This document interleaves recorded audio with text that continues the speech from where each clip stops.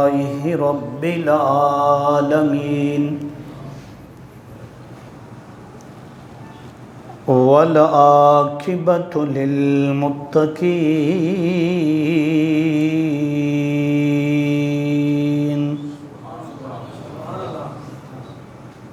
الصلاة والسلام على سید الانبیاء والمرسلین اما بعد فاعوذ باللہ من الشیطان الرجیم بسم اللہ الرحمن الرحیم الا ان اولیاء اللہ لا خوف علیہم ولا هم يحزنون صدق اللہ مولانا العظیم وصدق رسولہ النبی الکریم الامین الرؤوف الرحیم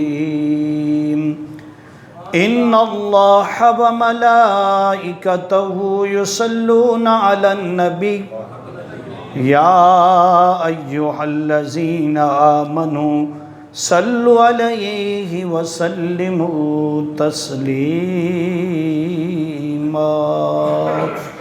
سب درود پاک پڑھیں۔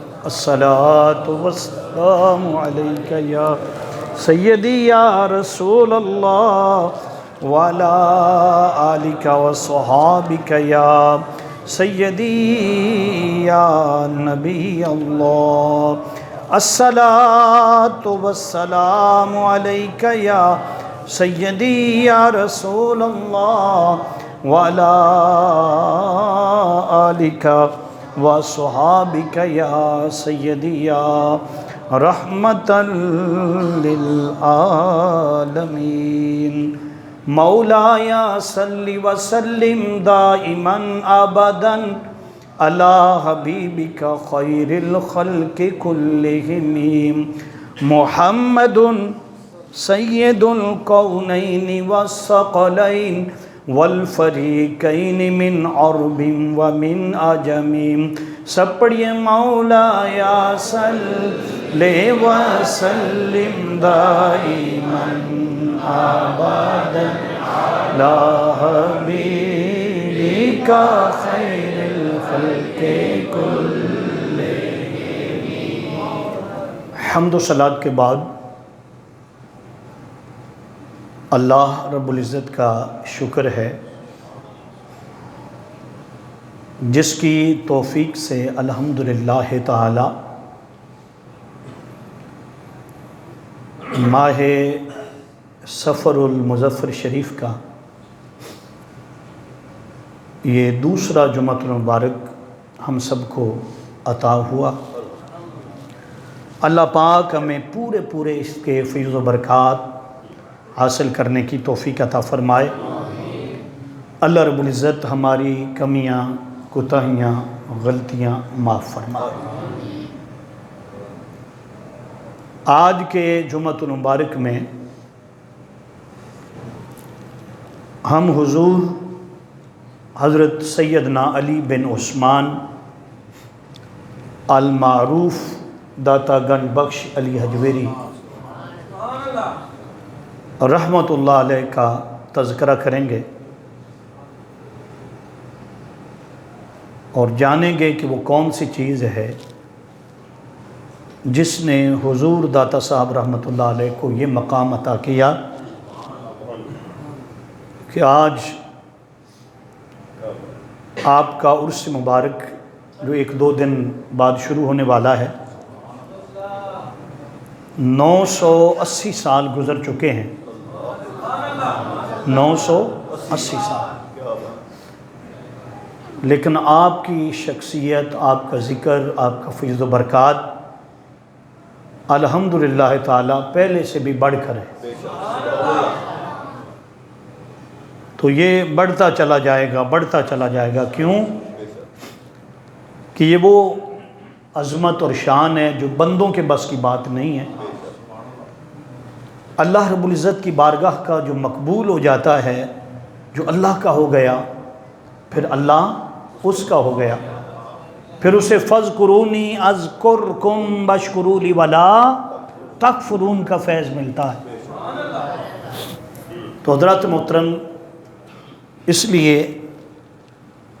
میں اللہ رب العزت کی بارگاہ میں دعا کرتا ہوں کہ اللہ پاک ہمیں ہمیشہ جو ان کے نیک بندے ہیں، اولیاء ہیں، صلحاء ہیں، اللہ رب العزت ہمیں ان کے ساتھ جڑا رہنے کی توفیق عطا فرمائے۔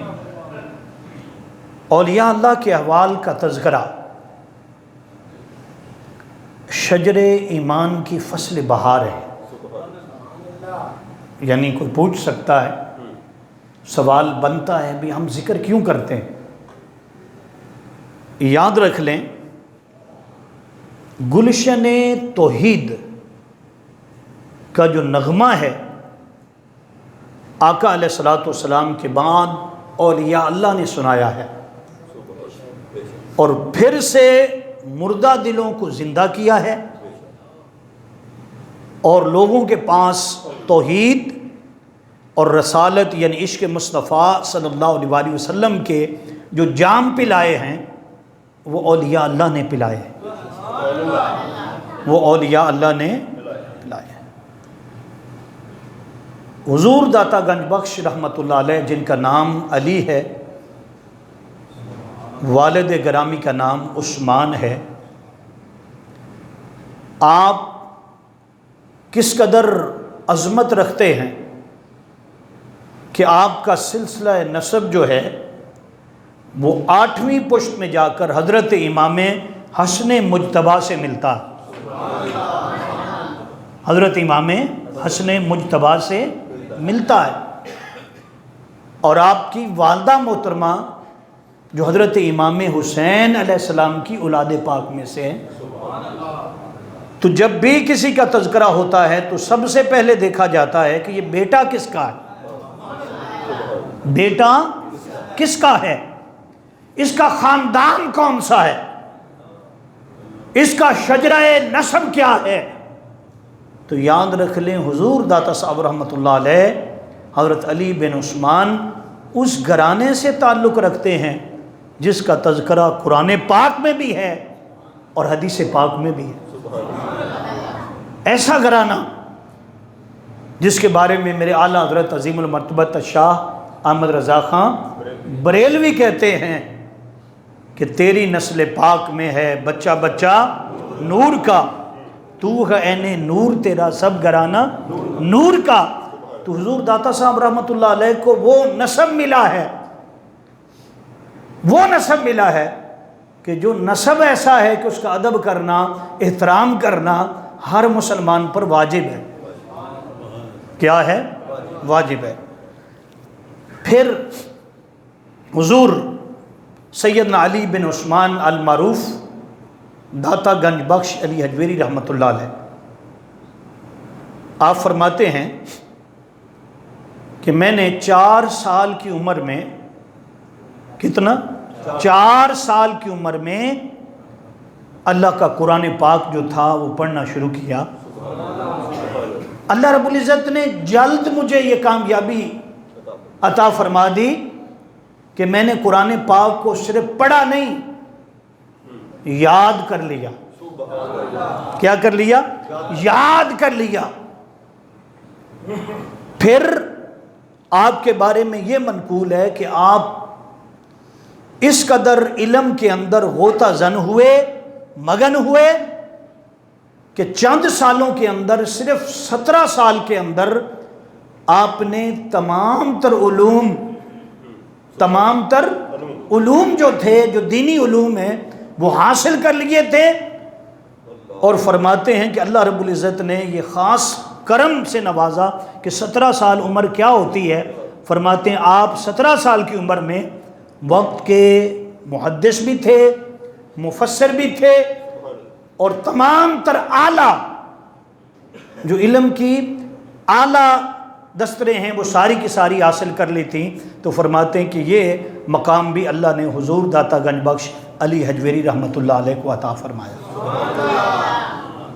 کس قدر عظیم ہے کہ 17 سال کی عمر میں آپ کو اللہ رب العزت نے یہ مقام عطا فرمایا۔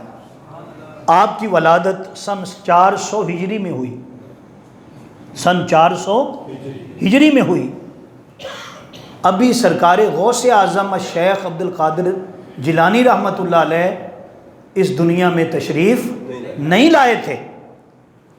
پھر آپ کا وہ زمانہ کہ میں نے کہا کہ جس گھر میں پیدا ہوئے وہ بھی وقت کے ولی، آپ کی والدہ بھی وقت کی ولیہ، اور آپ کے ماموں بھی مشہور ولی تاج الاولیاء کے لقب سے مشہور تھے۔ تو اللہ رب العزت نے یہ سنگتیں اور صحبتیں حضور داتا صاحب رحمۃ اللہ علیہ کو عطا فرمائی تھیں، اس لیے آپ کو وہ مدارج جو علم ہیں وہ بھی عطا ہو گئے تھے۔ اور پھر آپ نے دین حاصل کرنے کے لیے صرف یہ نہیں کہ ایک جگہ پر بیٹھے رہے، یوں لگتا ہے جیسے دین حاصل کرنے کے لیے آپ نے پوری دنیا کا چکر جو ہے وہ کاٹا ہے۔ پوری دنیا، کہاں مدینہ کہاں مکہ، کہاں مدینہ کہاں مکہ، اور پھر یہاں نہیں، آپ گنتے جائیں، ایک فہرست ہے جہاں آپ علم حاصل کرنے کے لیے، دین کی تبلیغ کے لیے تشریف لے گئے، اور پھر تمام تر علوم حاصل کرنے کے بعد پھر آپ نے روحانی علم جو تھا اس کی طرف آئے۔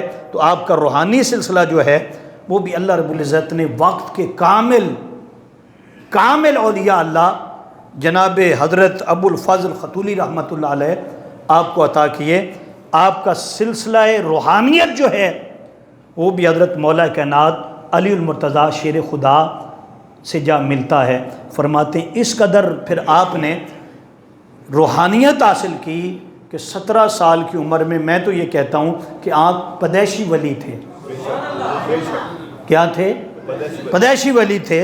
اور پھر آپ فرماتے ہیں کہ میں نے حضرت ابو الفضل خطولی رحمۃ اللہ علیہ، پھر وہ حضرت ابو بکر شبلی، حضرت سری سکتی، حضرت داؤد طائی، حضرت خواجہ حسن بصری، حضرت سید علی بن عثمان فرماتے ہیں کہ ان تمام تر ہستیوں سے میں فیض لیتا رہا، اور مولا کائنات علی المرتضیٰ شیر خدا رضی اللہ تعالیٰ عنہ تک فرماتے ہیں کہ میرا سلسلہ روحانیت جو تھا وہ قائم ہوا۔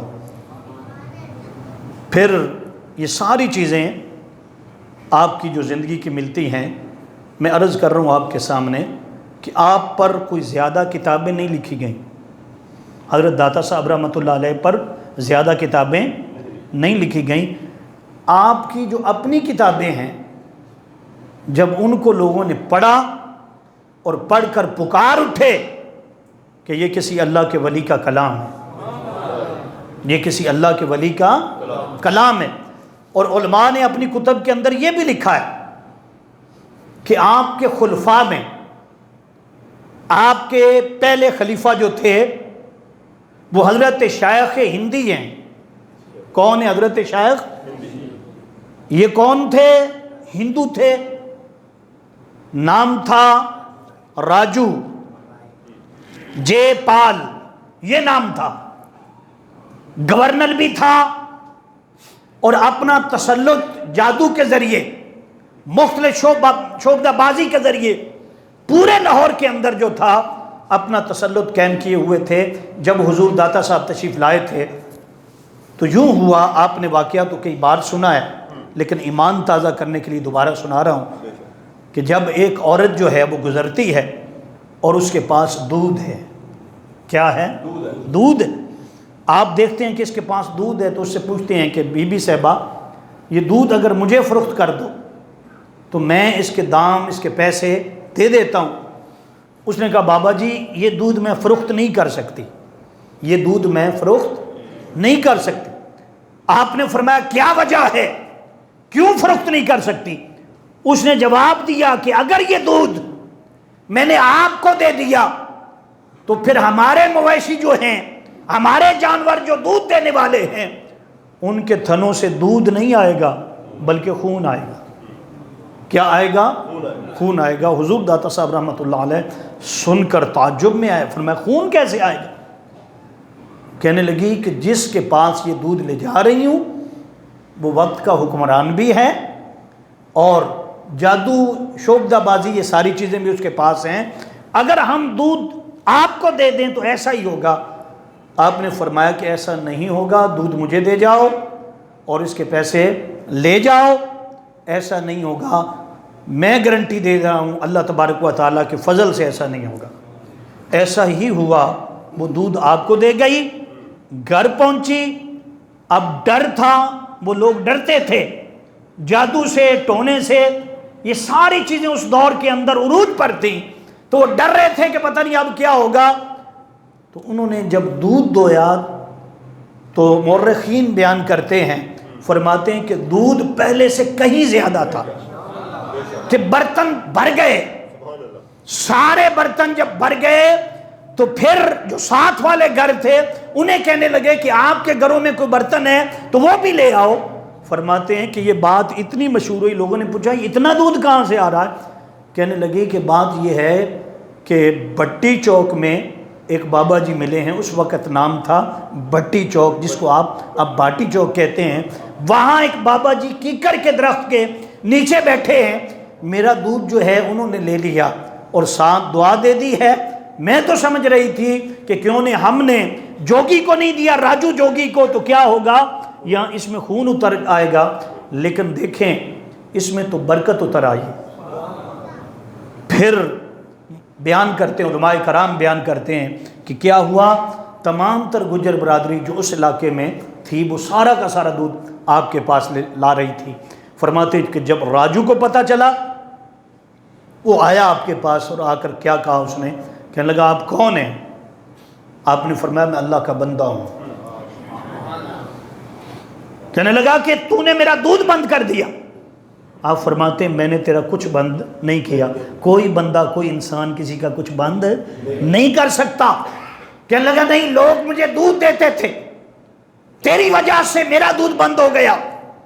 آپ نے فرمایا کہ میں نے سنا ہے کہ تو لوگوں کو ڈراتا ہے، دھمکاتا ہے اور اس طرح دودھ حاصل کرتا ہے۔ اس نے کہا جیسے میں کروں، تیرے پاس کچھ ہے تو آؤ میرے ساتھ مقابلہ کرو۔ آپ نے فرمایا کہ اللہ کا بندہ مقابلے کے لیے نہیں آتا، اللہ کا بندہ مقابلہ نہیں کرتا، وہ حقائق سامنے رکھتا ہے، وہ قرآن و حدیث سے بات کرتا ہے، وہ اللہ اور اس کے رسول صلی اللہ علیہ وسلم کی تعلیمات کے مطابق عمل کرتا ہے، وہ شعبدے بازیاں نہیں دکھاتا۔ بہرحال وہ بڑا زور لگانے لگا اور کہنے لگا نہیں نہیں نہیں، آپ ایسا کریں، کچھ کر کے دکھائیں۔ آپ نے فرمایا اچھا تجھے مان ہے، تجھے اس بات پر غرور ہے، تم نے جو کرنا ہے وہ کر لو۔ اب کیا تھا، لکھا ہے علماء کرام نے کہ وہ ہوا میں اڑنے لگا، وہ ہوا میں اڑنے لگا۔ جب وہ ہوا میں اڑنے لگا تو حضور داتا صاحب رحمۃ اللہ علیہ نے اپنے پاپوش کو، جوتیوں کو حکم دیا کہ یہ وہ ہواؤں میں اڑ رہا ہے، جو ہواؤں میں اڑے اس کا علاج یہ ہے کہ اس کا غرور اور تکبر جو ہے وہ خاک میں ملا دیا جائے، تم جاؤ اسے نیچے اتار کر لاؤ۔ فرماتے ہیں بس حضور داتا صاحب رحمت اللہ علیہ جیسے اپنے پاپوش مبارک کو، جوتیوں کو حکم دیا، وہ بھی ہوا میں اڑنے لگی اور راجو جوگی جو تھا اس کے سر میں پڑنے لگی۔ جیسے سر میں پڑنے لگی وہ زمین پر گرا اور آپ کی قدم بوسی کرنے لگا، کہنے لگا کہ مجھ سے غلطی ہو گئی۔ پھر آپ نے فرمایا کہ میرے قدموں میں پڑنے کی ضرورت نہیں، بات یہ ہے کہ اللہ ایک ہے، واحد ہے، یکتا ہے، اسی کو مانو، رسول اللہ صلی اللہ علیہ وسلم کو مانو۔ اللہ نے اپنے محبوب حضور تاجدار کائنات کو اللہ کا آخری نبی بنا کر اللہ نے بھیجا ہے، اپنا آخری نبی، ان پر ایمان لاؤ۔ تو فرماتے ہیں یہ پہلا شخص تھا جو آپ کا پہلا سیادہ نشین بھی بنا، اور جب یہ مسلمان ہو گیا تو پھر خلیفہ بھی پہلا تھا۔ آج جتنے خلیفے ہیں وہ حضرت شیخ ہندی، حضرت یہ راجو جس کا نام ہے، یہ جناب حضور الشیخ عبد القادر جیلانی کے مرید ہو گئے اور پھر ساری زندگی چھوڑ کر نہیں گئے۔ فرماتے ہیں آج بھی ان کی اولاد میں سے لوگ موجود ہیں جو آپ کی بعد یعنی یوں سمجھیے کہ جتنا نظام ہے دربار شریف کا اس دور سے لے کر آج تک جو دعویٰ کرتے ہیں کہ ہم اس کے متولی ہیں، وہ اولاد ہے کس کی؟ حضرت شیخ ہندی کی۔ فرماتے ہیں کہ یہ پہلا آپ کا خلیفہ تھا جسے حضرت شیخ ہندی کہا جاتا ہے۔ کہا جاتا ہے حضرت شیخ ہندی کہا جاتا ہے۔ تو پھر میں عرض کر رہا ہوں آپ کے سامنے کہ حضور داتا صاحب رحمۃ اللہ جنہیں اللہ رب العزت نے اتنا بلند مرتبہ عطا فرمایا، اور یاد رکھ لو میں نے پورا واقعہ جو آپ کو سنایا، کہیں پر بھی غرور اور تکبر آپ کو نظر نہیں آیا ہوگا، کہیں پر بھی شرک نظر، اللہ کا ولی شرک نہیں کرتا، اس کے ماننے والے بھی شرک۔ یاد رکھ لو، جب ہم کہتے ہیں حضور داتا صاحب رحمۃ اللہ علیہ، اور داتا کا معنی دینا ہے، کیا؟ دینے والا ہوتا ہے، تو بعض لوگ اعتراض کرتے ہیں کہ دیکھیے دینے والا تو اللہ ہے۔ تو ہاں بھائی ہمارا جواب سن لو، ہمارا عقیدہ سن لو، ہم بھی مانتے ہیں، یہی عقیدہ ہمارا ہے کہ دینے والا صرف اللہ ہے، دینے والا صرف اللہ ہے۔ لیکن بات یہ ہے کہ جو اللہ کا ہو جاتا ہے، جو اللہ کی محبوبیت میں آتا ہے، جو اس مقام پر فائز ہوتا ہے، پھر خزانے اللہ کے ہوتے ہیں، بانٹتے اللہ کے بندے ہیں۔ اللہ نے قرآن میں لکھا، اللہ رب العزت نے فرمایا وَلَقَدْ كَتَبْنَا فِي الزَّبُورِ مِن بَعْدِ الذِّكْرِ إِنَّ الْأَرْضَ يَرِثُهَا عِبَادِيَّ الصَّالِحُونَ۔ فرمایا اللہ نے تو کتاب میں زبور میں لکھ دیا تھا۔ کہاں لکھ دیا تھا؟ بولنا ذرا، یہ کتاب زبور میں لکھا تھا۔ کیا لکھا تھا؟ کہ میری اس زمین کے مالک میرے بندے ہوں گے۔ کون ہوں گے؟ میرے بندے ہوں گے۔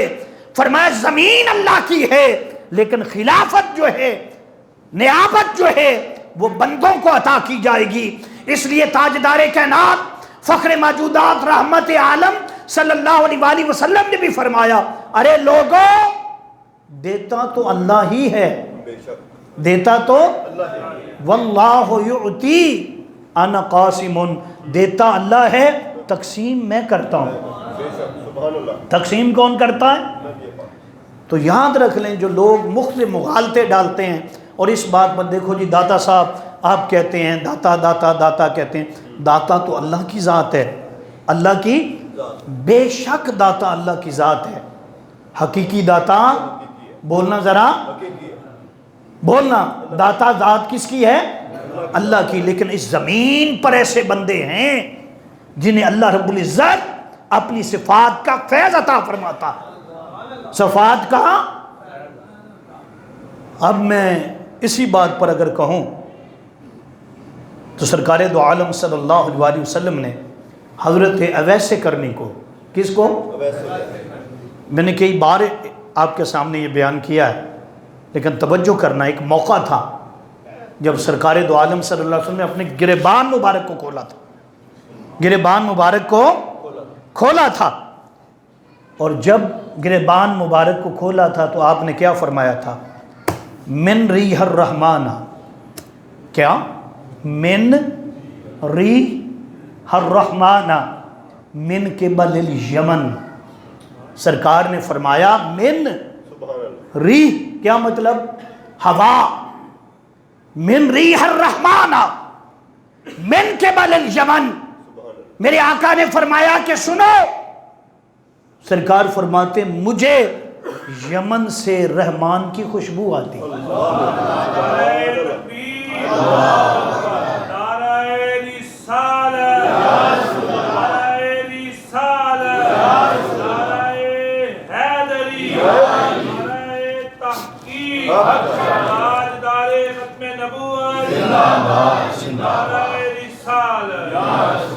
تو میں نے عرض کیا آپ کے سامنے کہ زمین اللہ کی ہے، کیا؟ لیکن مالک بندے ہیں۔ مالک اس کے کون ہیں؟ بندے ہیں۔ اور آقا علیہ السلام نے فرمایا کہ مجھے یمن سے رحمان کی خوشبو آتی ہے۔ رحمان کس کی ذات ہے؟ بولنا ذرا، صفت کس کی ہے؟ لیکن حضور اپنے غلاموں کے بارے میں کہہ رہے ہیں۔ تو یہی بات عرض کر رہا ہوں، حقیقت میں حقیقی تو ہر چیز اللہ کی ہے، اور حقیقت میں داتا بھی اللہ ہے، غوث بھی اللہ ہے، اور ہر چیز پر قادر و مطلق اللہ ہے، لیکن اس زمین پر اس نے نظام یہ بنایا ہے، نظام یہ ہے اسی زمین پر اس نے ایسے بندے بھیجے ہیں جنہیں اپنی صفات کا فیض عطا فرماتا ہے۔ کیا عطا فرماتا ہے؟ مثال کے طور پر صدیق اکبر، کیا سب سے بڑا صدیق کون ہے؟ بولنا ذرا، نہیں یار، حقیقت میں کون ہے؟ تو پھر سیدنا صدیق اکبر کو کیوں اکبر کہتے ہو؟ یہ تو وہ جملہ ہے جو اللہ اکبر آپ کہتے ہیں، پیچھے کیا صدیق اکبر، صدیق یہ تو اللہ کی شان ہے، یہ کس کی شان ہے؟ اللہ کی شان ہے۔ پھر فاروق اعظم، سب سے بڑا فرق کرنے والے، یہ کس کی ہستی ہے؟ اللہ پاک کی، کس کی؟ لیکن اس زمین پر آپ ایک بندے کو فاروق اعظم کہتے ہیں، کیوں؟ میرے مصطفیٰ نے فرمایا تھا عمر تو حق اور باطل میں فرق کرنے والا ہے، تو حق اور باطل میں فرق کرنے والا ہے۔ تو میں یہ عرض کر رہا ہوں کہ حضرت شیخ ہندی یہ کس کے خلیفہ ہیں حضور؟ داتا صاحب رحمۃ اللہ علیہ کے، حضرت علی بن عثمان المعروف داتا گنج بخش یہ حجویری رحمۃ اللہ علیہ کے پہلے خلیفہ بنے، جن کو اس کرامت کے ساتھ اللہ رب العزت نے صاحب ایمان کر دیا، اور حضور داتا صاحب کے قدموں پر گر کر انہوں نے وہ مقام پا لیا کہ قیامت تک جب حضور داتا صاحب رحمۃ اللہ علیہ کا ذکر ہوگا تو ساتھ ان کا بھی ذکر ہوگا، ساتھ ان کا بھی بولنا ذرا ذکر ہوگا۔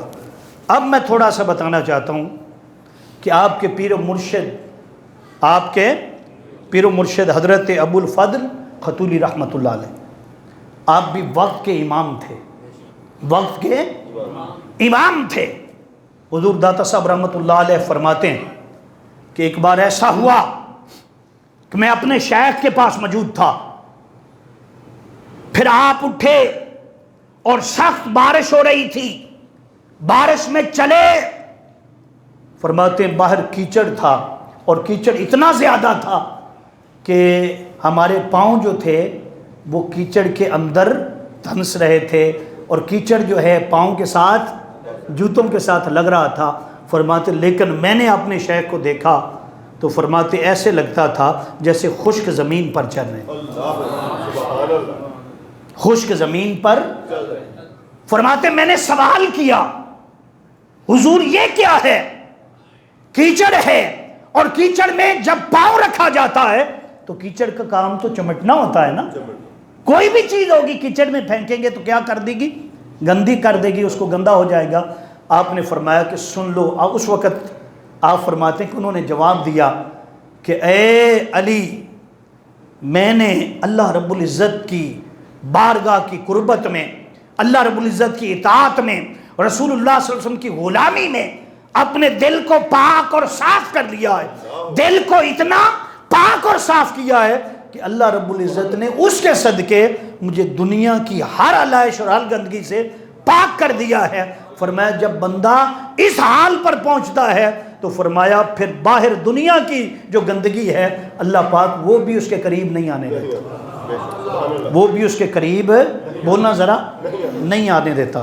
پھر ایک اور واقعہ آپ نے بیان کیا، آپ فرماتے ہیں کہ میرے ایک استاد تھے ابو القاسم گرگانی رحمۃ اللہ علیہ، فرماتے میں نے اس کو دیکھا، اس سے آپ نے دنیا کی تعلیم حاصل کی۔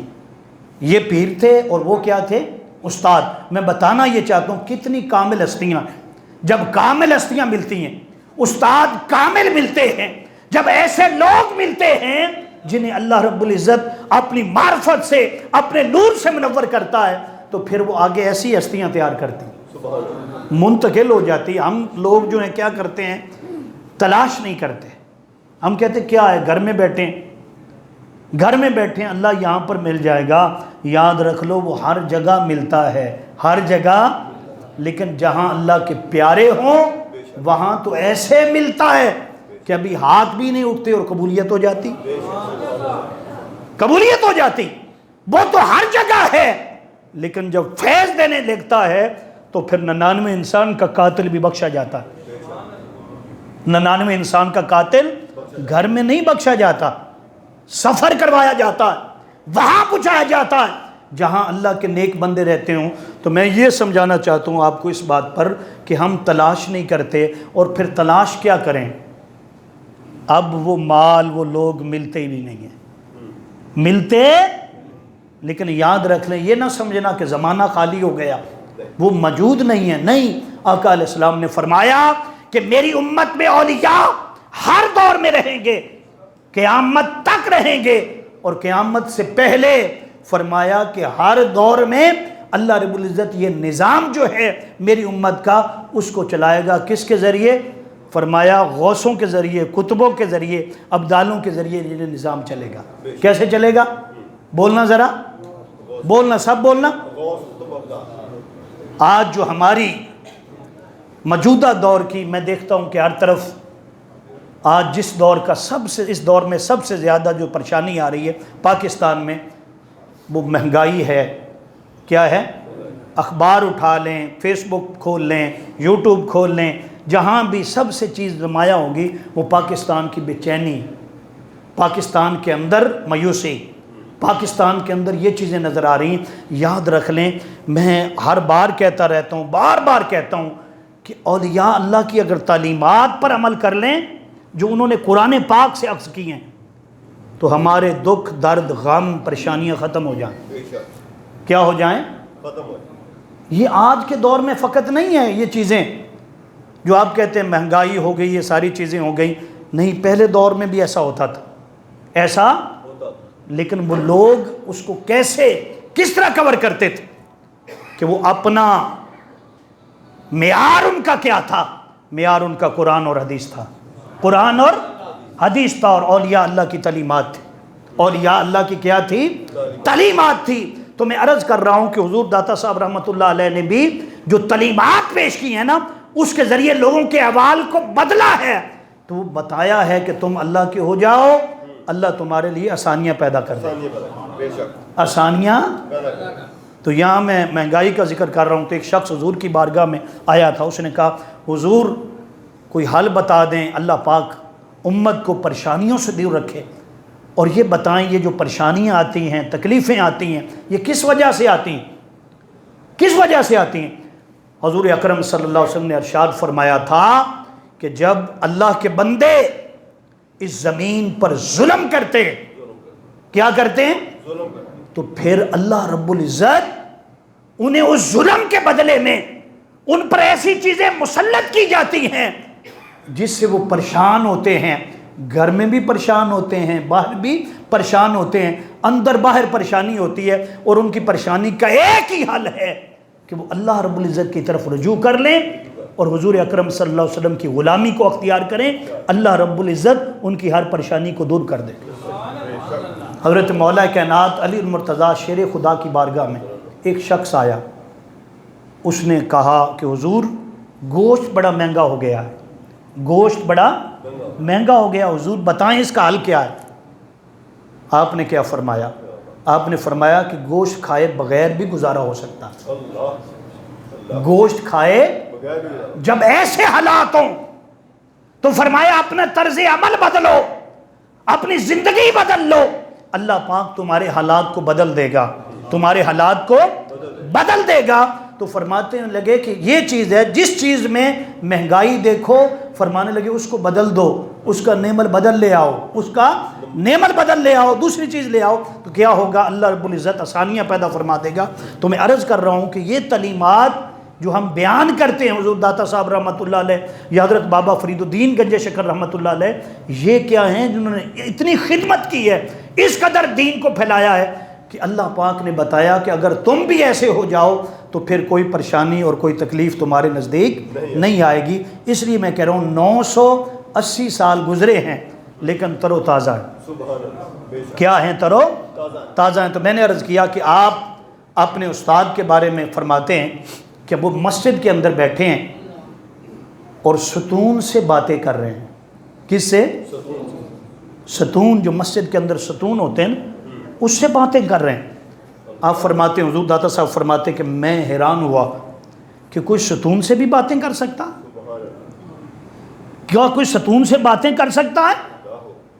فرماتے پھر میں نے اپنے استاد محترم سے پوچھا کہ حضور یہ کیسے ہو گیا، آپ کس سے باتیں کر رہے تھے؟ تو آپ نے جواب دیا میں جو مسجد کے اندر ستون ہے نا اس سے باتیں کر رہا تھا۔ انہوں نے کہا حضور یہ کیسے؟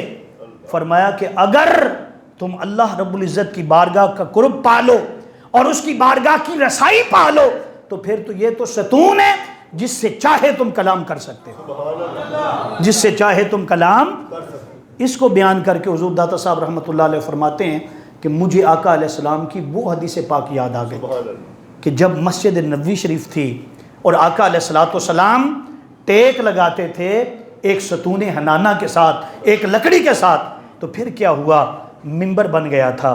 جب منبر بن گیا، یہ بخاری میں لکھا ہوا تو رسول اللہ صلی اللہ علیہ وسلم مسجد میں تشریف لائے۔ جب مسجد میں تشریف لائے تو پہلے تو ٹیک لگاتے تھے لکڑی کے ساتھ، ستون حنانہ کے ساتھ۔ اب حضور منبر پر تشریف فرما ہوئے، جیسے آپ کے قدم منبر پر آئے فرماتے اسی وقت مسجد میں رونے کی آواز آئی۔ کیا آیا؟ ابھی خیال آ سکتا تھا نا بے ستون سے کیسے باتیں کر رہے تھے۔ بخاری، امام بخاری لکھتے ہیں رونے کی آواز آئی۔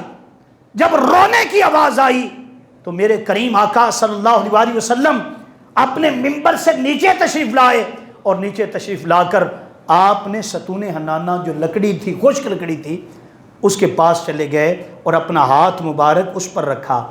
جیسے رکھا تو صحابہ اکرام کہتے ہیں وہ سسکیاں لینے لگا۔ کیا؟ سسکیاں لینے لگا۔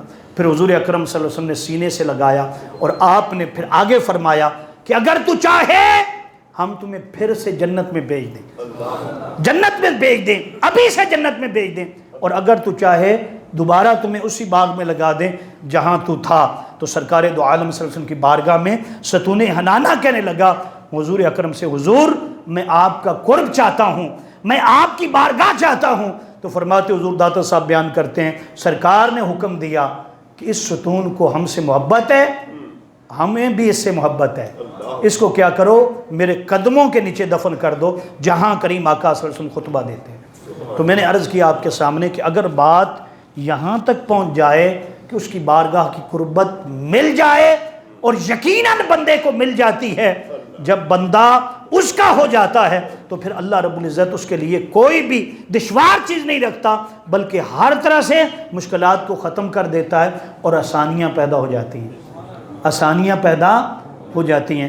پھر حضور داتا صاحب رحمۃ اللہ علیہ کے بارے میں یہ منقول ہے کہ آپ جب لاہور میں تشریف لائے تھے تو سب سے پہلے آپ نے مسجد بنائی، اس کا ذکر تو آپ سنتے رہتے، لیکن اس کے ساتھ آپ نے مدرسہ بنایا۔ کیا بنایا؟ اس دور کے اندر وہ مدرسہ صرف عام مدرسہ نہ تھا بلکہ یونیورسٹی کا کام کرتا تھا۔ فرماتے ہیں کہ اس کے اندر جو تعلیمات تھیں وہ چھوٹی کلاسوں سے لے کر دورہ حدیث تک اور دورہ تفسیر تک موجود تھیں۔ فرماتے ہیں فجر کی نماز پڑھ کر آپ کا معمول تھا آپ قرآن پاک کا درس دیتے تھے، تفسیر پڑھاتے تھے، حدیث پڑھاتے تھے، ظہر تک تمام تر طلباء کو پڑھاتے رہتے۔ ظہر کی نماز کے بعد معمول تھا کہ جو کوئی غریب آتا، یتیم آتا، مسکین آتا، بیوائیں آتی، آپ اس کے ہر مشکل کو حل کرتے۔ کس طرح؟ کسی سے چندہ نہ لیتے۔ فرماتے اللہ نے آپ کو ایسے خزانے عطا فرمائے تھے کہ کسی سے مانگتے بھی نہیں تھے، لیکن جو کوئی سوال کرتا ہے اس کا سوال بھی پورا کرتے۔ پھر عصر کی نماز کے بعد آپ کے دروس ہوتے، اور مغرب کی نماز کے بعد بھاٹی چوک میں آپ کھڑے ہو جاتے، وہاں سے سکھ گزرتے، ہندو گزرتے، آپ تبلیغ کرتے۔ آپ کی تبلیغ یہ تھی کہ جو آپ کا کلام سنتا وہ آپ کا ہو جاتا۔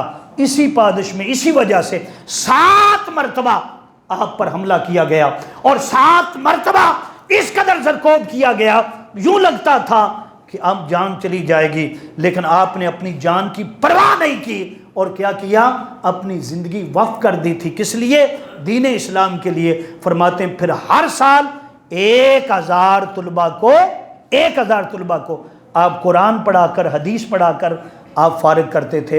اور اس طرح اس دور کے اندر آج اگر ہماری یونیورسٹیاں ہیں وہاں 1000 بچہ پڑھتا ہے تو ہم کہتے ہیں جی بڑا ماشاءاللہ بڑا کام ہے، فلاں کی یونیورسٹی ہے، لیکن حضور داتا صاحب کو دیکھیں جنہوں نے آج سے تقریباً 1000 سال پہلے یہ کام کیا ہے کہ لوگوں کو صرف یہ نہیں کہ دم دروغ کریں، پھوکے لگائیں، ایسی بات نہیں، آپ نے علم پڑھایا ہے، قرآن پڑھایا ہے، حدیث پڑھائی ہے اور درس دیا ہے اور لوگوں کے دلوں کو بدل دیا۔ اگر ہم بھی چاہتے ہیں حل چاہتے ہیں تو حل قرآن ہے، حدیث ہے، اور اگر اس پر آ جائیں تو یقین جانیے یہ جتنا ہم ولیوں کا ذکر کر رہے ہیں سارا کچھ اسی کے اندر ہے کہ ہم ایسے بنیں جیسے وہ بن گئے، جیسے وہ، چلو ایسے نہیں بن سکتے، اس کی راحت کی خیرات تو پا سکتے ہیں نا، خیرات تو پا سکتے ہیں۔ تو آخر میں میسج دینا چاہتا ہوں، کیونکہ یہ ماہ سفر اور مظفر شریف چل رہا ہے، ہر سال مسجد اعظم میں ہم حضور اکرم صلی اللہ علیہ وسلم کے میلاد پاک کے مہینے میں ایک بہترین پروگرام کرتے ہیں۔ اس کی خصوصیت یہ ہوتی ہے کہ پچھلے سال جو پروگرام ہوا تھا اس میں آپ کی محبتیں اتنی شامل ہوئیں کہ 10 کروڑ مرتبہ حضور پر درود و سلام جو تھا وہ پڑھا گیا۔ کتنی مرتبہ؟ 10 کروڑ مرتبہ پچھلے سال ماہ ربیع الاول شریف کے مہینے میں آقا کی بارگاہ میں کیا پیش کیا ہے؟ درود و، تو میلاد کا مہینہ پھر آ رہا ہے، چند دن باقی ہیں، تقریباً 2 سے 3 ہفتے باقی ہیں۔ تو پچھلی دفعہ ہم نے 10 کروڑ مرتبہ بھیجا تھا، تو اس سال کیا بنتا ہے؟ اس کو بڑھا دیں۔ کیا کریں؟ تو صرف باتوں سے نہیں بڑھے گا، بڑھے گا کیسے؟ عمل سے بڑھے گا۔ طریقہ کیا ہوگا؟ ابھی آج میرے ایک دوست ہیں، وہ ایک جگہ پر رہتے ہیں، انہوں نے مدرسہ بنایا ہوا ہے، وہاں جو طلبہ پڑھتے ہیں وہ بتا رہے تھے کہ ہر روز 75,000 مرتبہ ہم حضور پر درود و سلام بھیجتے ہیں۔ کتنی مرتبہ جی؟ 75,000 مرتبہ۔ پھر فرمانے لگے کہ ہم نے ایک طریقہ اور استعمال کیا ہے، ہر گھر کے اندر میلاد النبی صلی اللہ علیہ وسلم کے آنے سے پہلے، مہینہ آنے سے پہلے ہم ایک چکر لگاتے ہیں، ہم کہتے ہیں کہ ہمیں چندہ نہیں چاہیے، چندہ، اور یہ طریقہ ہے کیا یا رسول اللہ صلی اللہ علیہ وسلم نام پر جا کر مانگنا، کہنا جی ہمیں دو، جی ہم نے بازار سجانے، گلیاں سجانے۔ اللہ نے اپنی توفیق دی ہوئی ہے آپ کو تو کریں، کوئی ضروری نہیں ہے، کوئی فرض نہیں ہے، کوئی واجب نہیں ہے۔ آپ درود پڑھ لیا کریں، سلام پڑھ لیا کریں، یہ بھی حضور کا جشن ہے، یہ بھی حضور کا کیا ہے۔ لیکن چوری کر کے، بتی چوری کر کے، لائٹ چوری کر کے، مانگ کر، گلی گلی لوگوں کو روک کر یہ کہنا کہ ہم حضور کا میلاد منا رہے ہیں، اور آپ بھی اس میں سے کئی جگہ پہ گلیوں میں روک لیتے ہیں، ناکے لگا لیتے ہیں گزرتے ہوئے، بھائی جی وہ بچے، چھوٹے چھوٹے بچے، وہ بچے کس کے ہوتے ہیں؟ کہیں اور سے آ جاتے ہیں؟ نہیں، اسی گلی کے ہوتے ہیں۔ تو میں عرض یہ کر رہا ہوں، آپ کو پہلے سمجھا رہا ہوں، کوئی ضرورت نہیں ہے، چندہ نہ مانگے، چندہ نہ مانگے، حضور کی غلامی مانگے، آقا علیہ السلام کی بولیں بھائی۔ تو طریقہ کیا ہے؟ آخر میں طریقہ بتانا چاہتا ہوں۔ ہر گھر، جتنے دوست یہاں پر تشریف فرمائیں، میرا کام ہے صرف عرض کرنا، صرف، میں تو اتنی آج طبیعت بھی ناساز تھی، رات کو بھی ادھر پروگرام تھا، پھر بھی اللہ تعالیٰ کے فضل سے ممبر پر بیٹھ گیا ہوں، اپنی ڈیوٹی کو پیش کر رہا ہوں۔ اور امام کا کام یہ ہوتا ہے کہ صرف بتا دینا، بتا، یہ نہیں ہوتا کہ وہ جناب ایک چیز کے پیچھے پڑ جائے، ڈنڈا لے لے ادھر، ایسا کام نہیں ہے۔ رسول اللہ صلی اللہ علیہ وسلم جو دعوت دے لے کر آئے نا، اس کا کام کیا ہے؟ وَمَا عَلَيْنَا إِلَّا الْبَلَاغُ الْمُبِينُ، اس بات پر ختم کرنا کہ میرے پاس جو پیغام تھا میں نے پہنچا دیا ہے۔ تو میں نے عرض کی کہ جیسے پھر ایک چیز ہم دیکھتے ہیں کسی جگہ پر اپلائی ہو، وہ دوسری جگہ پر کرتے ہیں، تو ہم اس طرح کر سکتے ہیں کہ ہر گھر کے جو افراد ہیں وہ میری بات سنیں، اس پر عمل کریں، انشاءاللہ تعالی دنیا کا فائدہ ہوگا، آپ کی مہنگائی ختم ہو جائے گی۔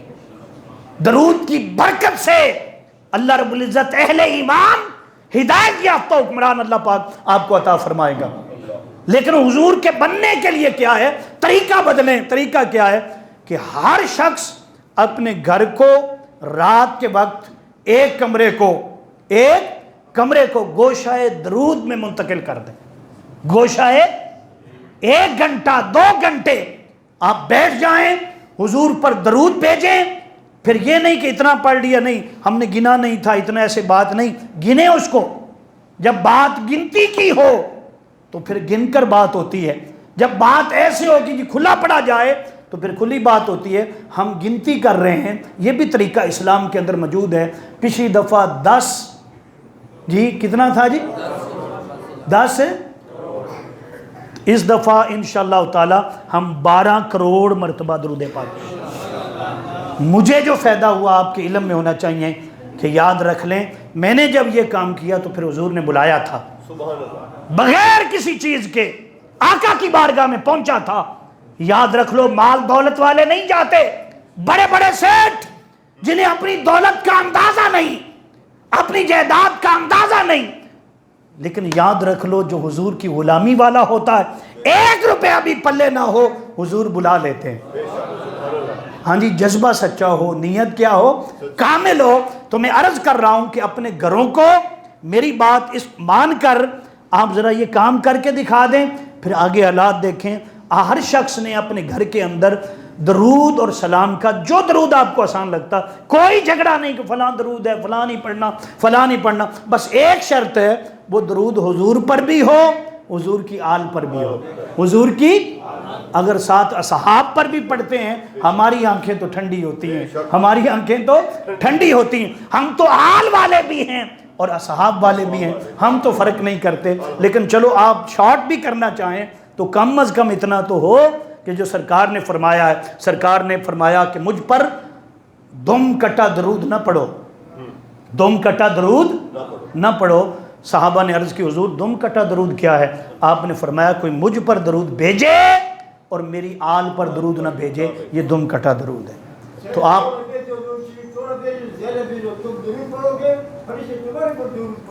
جی بالکل ایسے ہی ہے، فرشتے تمہارے اوپر درود پڑھیں گے، تم درود پڑھو۔ تو میں نے تو ایک طریقہ بتا دیا، اگر آپ حضور کی بارگاہ کی قربت چاہتے ہیں، آپ چاہتے ہیں حالات بدل جائیں، تو ذرا میں بھی الحمدللہ تعالی سرکار دو عالم صلی اللہ علیہ وسلم کی نسبت ہے، میں اپنے منہ سے تو نہیں کہتا، اتنا کہہ دیتا ہوں کہ آپ ذرا کر کے دیکھیں، ضمانت میں دے رہا ہوں کس بیعت پر؟ حضور اکرم صلی اللہ علیہ وسلم کی محبت کے بیعت پر۔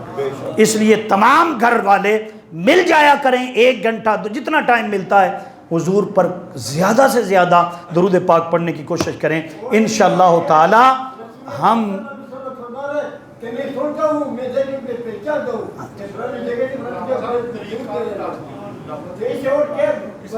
ٹھیک ہے، طریقہ یہ ہے کہ میں نے عرض کر دیا، جو درود پاک آپ پڑھتے ہیں صلی اللہ علیہ یا محمد پڑھتے ہیں، صلی اللہ علی محمد صلی اللہ علی حبیبہ ہی، یا پورا درود پاک پڑھیں اللہم صلی علی محمد وعلی آلہ، میں جو پڑھتا ہوں وہ سنا رہا ہوں، اللہم صلی علی سیدنا و مولانا محمد وعلی آلہ وصحبہ وبارک وسلم وصلی علیہ، یہ درود پاک میں پڑھتا ہوں۔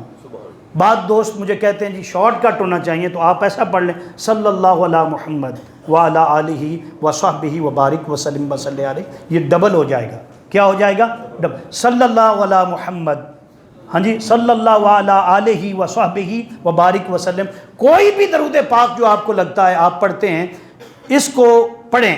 اور یاد رکھ لیں، بعض لوگ، آخری بات کرتا ہوں وقت زیادہ ہو گیا، بعض لوگ کہتے ہیں کہ ہم نے درود ابراہیمی ہی پڑھنا ہے۔ درود آپ پڑھیں، درود ابراہیمی بالکل بڑی فضیلت والا ہے، بڑی فضیلت والا ہے، لیکن ایک چیز ہے اس میں، وہ کیا کہ جب ہم نماز میں پڑھتے ہیں تو اس میں پہلے سلام پڑھتے ہیں۔ کیا پڑھتے ہیں؟ السلام علیکہ ایھا النبی ورحمۃ اللہ وبرکاتہ، پھر آگے کیا پڑھتے ہیں؟ درود پڑھتے ہیں۔ تو یاد رکھ لیں یہ طریقہ یہ ہے، درود اور سلام کامل وہ ہے جس میں درود بھی ہو اور کیا ہو؟ سلام بھی ہو۔ تو اس لیے ہم کہتے ہیں کہ نماز والا درود ابراہیمی قبول ہے، قبول ہے، قبول ہے، لیکن ساتھ سلام بھی ہو جائے تو وہ قبول در قبول ہے، قبول در قبول ہے۔ تو انشاءاللہ تعالی اس جو گزارشات میں نے کی ہیں آپ اس پر عمل کریں، جو آپ کے پاس بچے ہیں دکانوں پر کام کرتے ہیں ان کو بتائیں، زیادہ سے زیادہ جو درود پاک اکٹھا ہو وہ ضرور اپنا درود پاک جو ہے وہ کانٹ کروائیں، لکھوائیں۔ اللہ پاک آپ کو دنیا اور آخرت کا اجر عطا فرمائے۔